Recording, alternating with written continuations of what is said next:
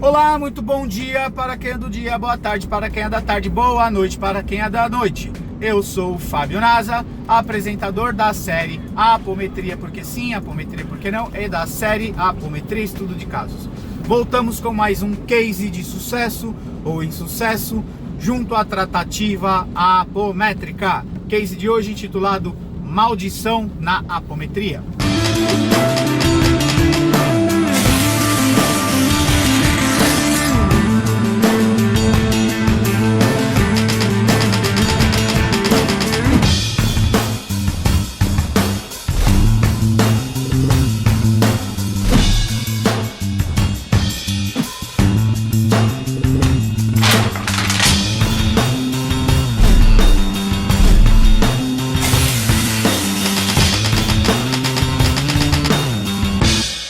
Voltamos com mais um case de sucesso ou insucesso junto à tratativa apométrica. Case de hoje intitulado Maldição na Apometria. Bem, nunca é tarde para aprender. Talvez eu tenha ao longo das leads com a apometria esbarrado nessa temática maldição, mas ontem, digo ontem porque eu estou gravando hoje um case de ontem, talvez o ontem de hoje não seja o ontem de ontem. Muito bem, porque eu não sei quando vai ao ar o case. Mas isso é só um detalhe. Atendemos, primeiro aprendizado, não é a primeira vez que nós atendemos pessoas que vêm de fora do país. Já atendemos franceses, já atendemos americanos, norte-americanos e ontem 2 ingleses. Uma das pessoas, uma consulente sexo feminino, vem a tratativa apométrica, trazendo um contexto de asma, um contexto de uma oscilação emocional. Não consigo detalhar agora qual era a oscilação específica. Não muitas queixas muito significativas, mas uma busca talvez de uma espiritualidade. O tratamento foi montado com uma mesa toda com médiums que falavam inglês, tinham uma audição de inglês razoavelmente boa, operadora dialogando em inglês, e eis então que abrimos a frequência da consulente e percebemos cordõezinhos e localizamos um dos médiums, consegue visualizar uma ancestral, algo na linhagem aí de bisavó, tataravó, tataravó, acho que uma 4ª ou 5ª geração para trás, acredito eu. Ao verificarmos então a questão, checamos os cordões e o campo de ressonância dessa ancestral estava numa situação bastante judiada.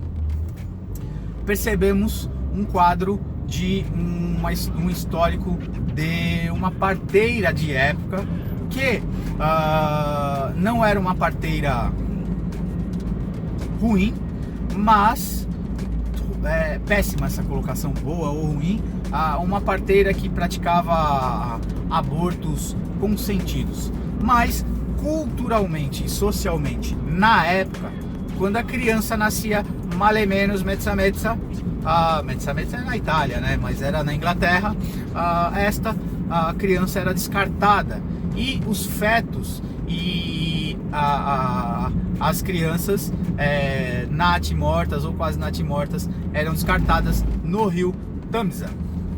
Eis então que por algum motivo ou por alguns motivos esta foi amaldiçoada, tá? Ao longo da sua trajetória.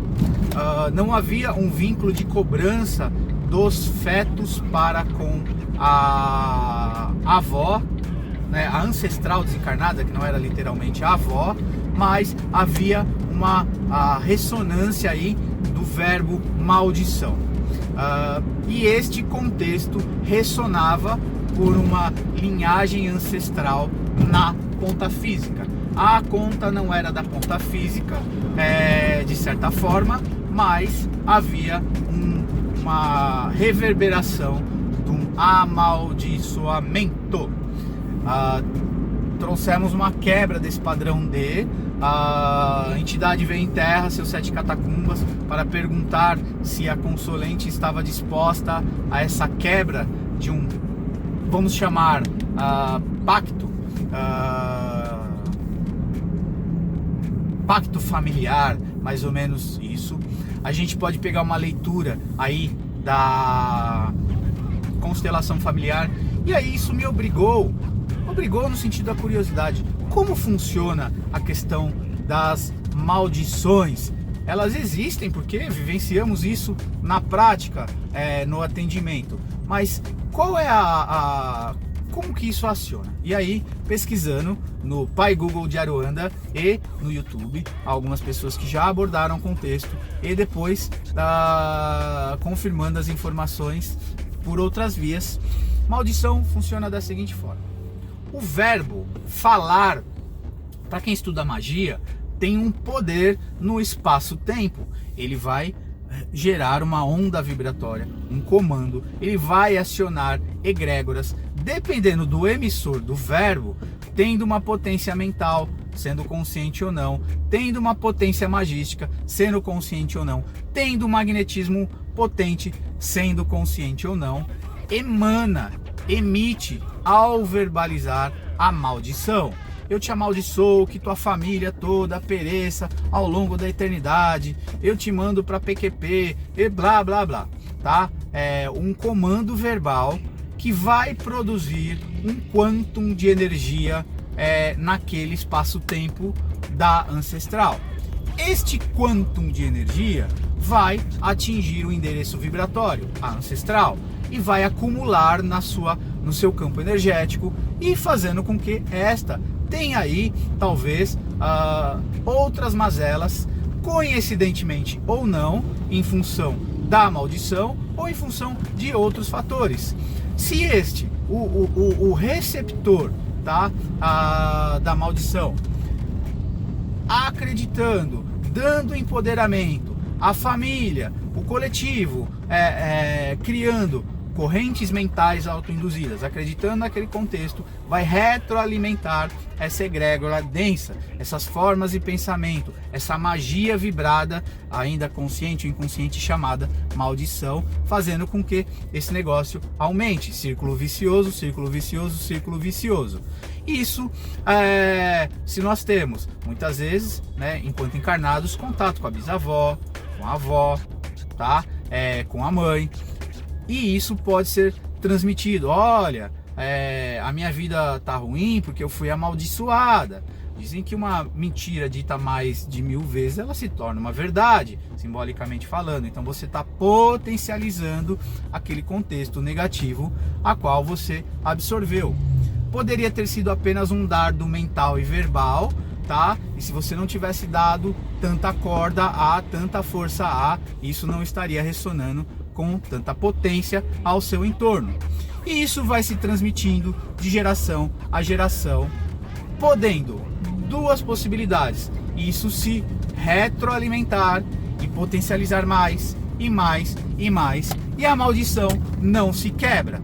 E a crença no fator faz com que o ciclo familiar não quebre esse contexto e seja transmitido como que uma transmissão de um DNA, haja visto que também, pensando aí sobre a ótica da constelação familiar, sobre a ótica de alguns teóricos analistas, você tem aí até 5 gerações ressonando traços comportamentais e tudo mais, por uma questão também de sensação de pertencimento. Se eu sofri esse contexto, aliás, se meu ancestral sofreu, logo eu também sofrerei para ser pertencente a. Muitas vezes a psique constrói essa matemática, construindo uma sensação de pertencimento a, mesmo que esse pertencimento seja ruim. E aí então a gente tem a teoria de como é que funciona a perduração de uma maldição. Cabe ao indivíduo, como a consolente esteve presente, ser um instrumento de quebra desse padrão repetitivo da família, ou quebrando a maldição.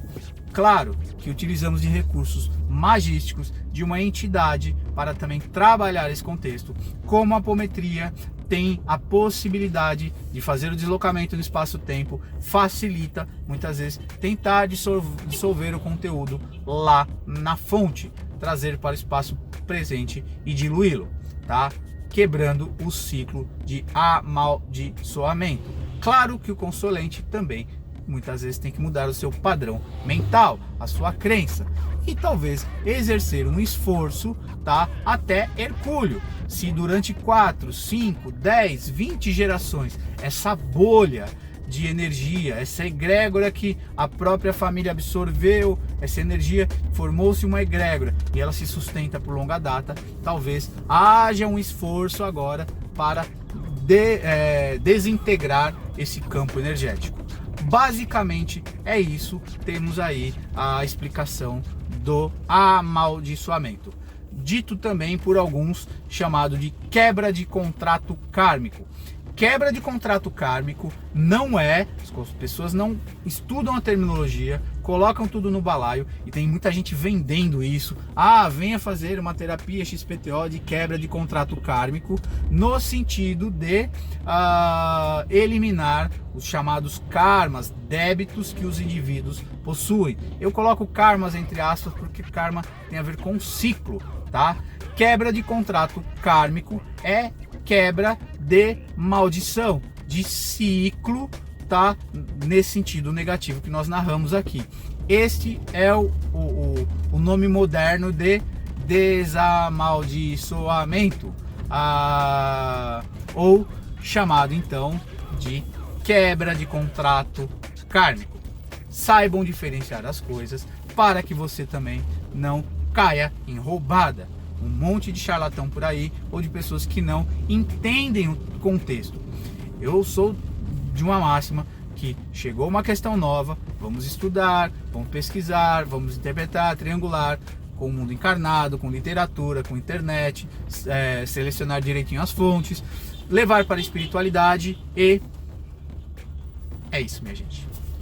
Acessem o meu site www.fabionasa.com.br, outros cases de sucesso ou insucesso junto à tratativa apométrica e até a próxima. Beijos, beijos, beijos.